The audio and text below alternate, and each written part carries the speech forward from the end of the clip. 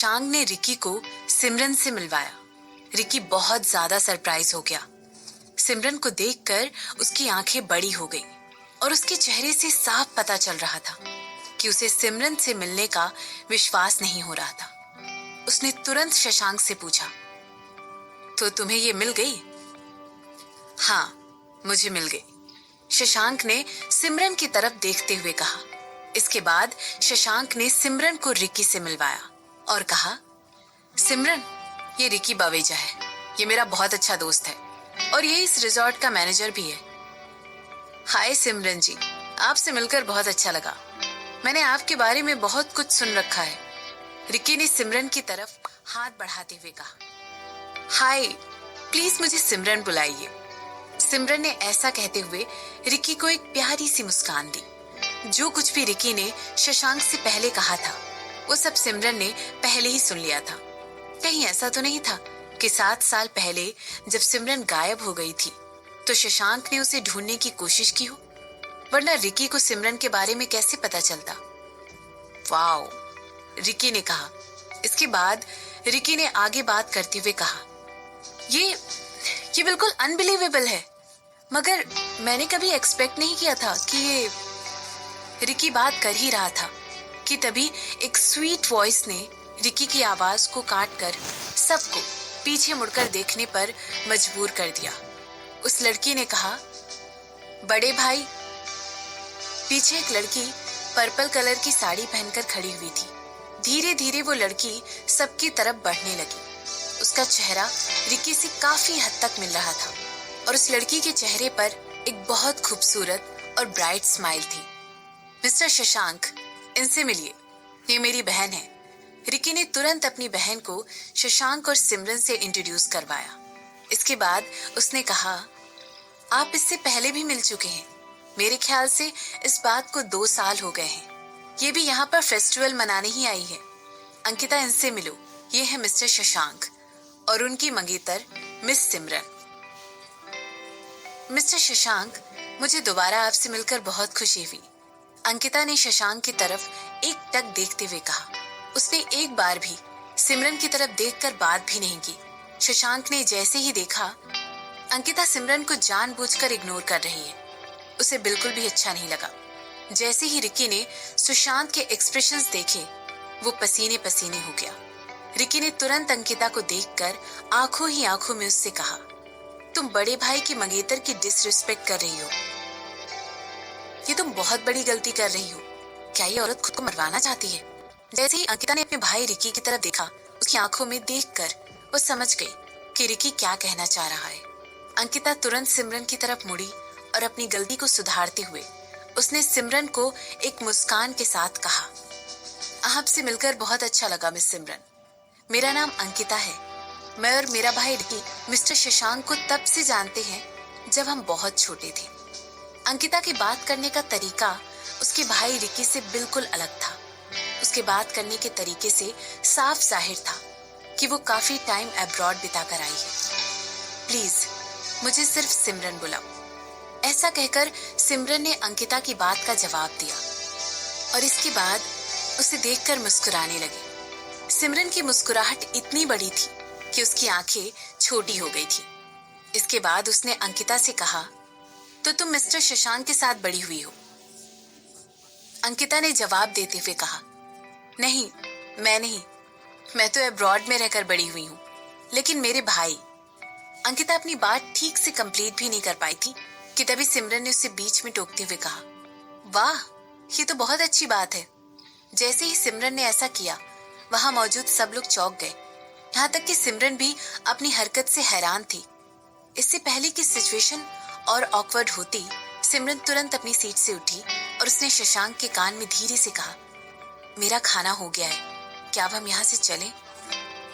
Of course, Shashank ने सिमरन की तरफ झुकते हुए कहा।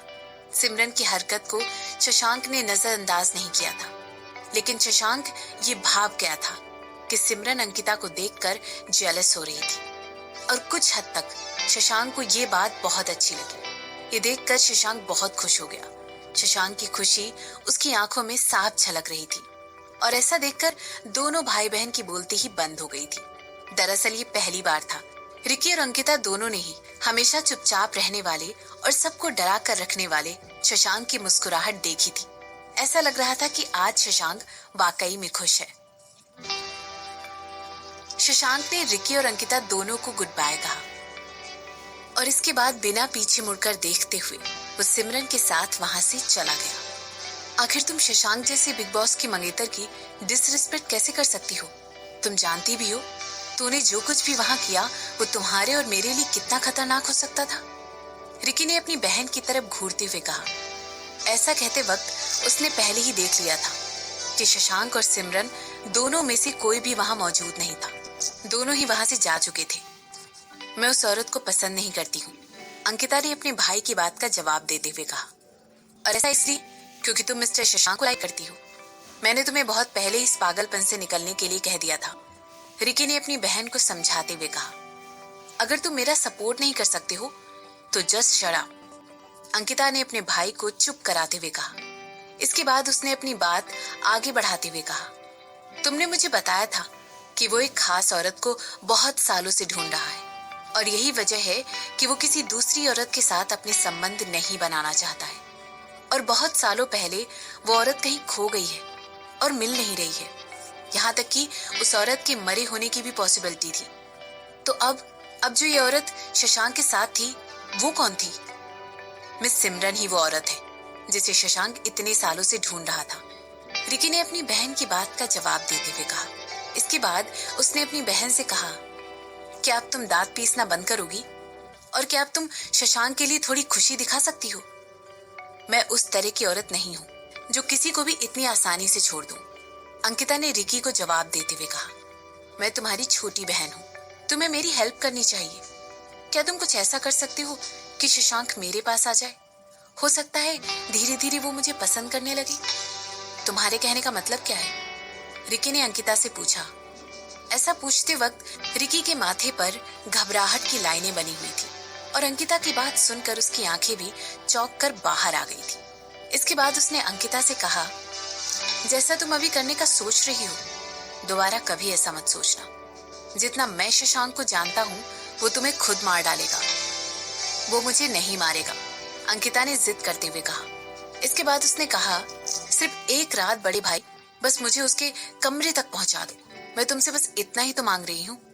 अंकिता, रिकी ने अंकिता का नाम जोर से चिल्लाते हुए कहा। रिकी को विश्वास ही नहीं हुआ अंकिता उससे इतनी बड़ी बात कह रही थी। इसके बाद उसने अंकिता से कहा, तुम अपने आप को इतना नीचे कैसे गिरा सकती हो? क्या तुम पागल हो गई हो? तुम्हें याद नहीं हमारे पिता ने हमेशा मिस्टर शशांक की रिस्पेक्ट करने के लिए कहा था। तुम ये भी नहीं? रिकी को बीच में ही रोकते हुए अंकिता ने कहा, अगर तुम मेरी मदद नहीं कर सकते हो तो अपनी बात को बिना पूरा किए ही अंकिता वहां से अपने पैर पटकते हुए चली गई और उसका भाई रिकी वहां अकेला खड़ा रह गया। इस बार जब अंकिता वापस आई थी तो उसने सोचा था कि शशांक यहाँ सिर्फ उसके लिए आया है और वो दोनों साथ मिलकर जुगनू का फेस्टिवल देखेंगे। अब्रॉड में कई साल पढ़ाई करने के बाद अंकिता ने फाइनली अपने अंदर इतनी हिम्मत जुटा ली थी कि वो शशांक से अपने दिल की बात कह सके। लेकिन किसे पता था कि इतने सालों से शशांक जिस औरत को ढूंढ रहा था वो एक दिन मिल जाएगी और यहाँ शशांक के साथ आएगी। अंकिता की आंखों में कुछ गलत करने की चाहत साफ दिखाई दे रही थी। अंकिता ने अपना फोन निकाला और एक नंबर डायल किया। इसके बाद उसने कहा, हेलो, मैं अंकिता बोल रही हूँ कि तुम किसी को मेरे लिए सबक सिखाओ।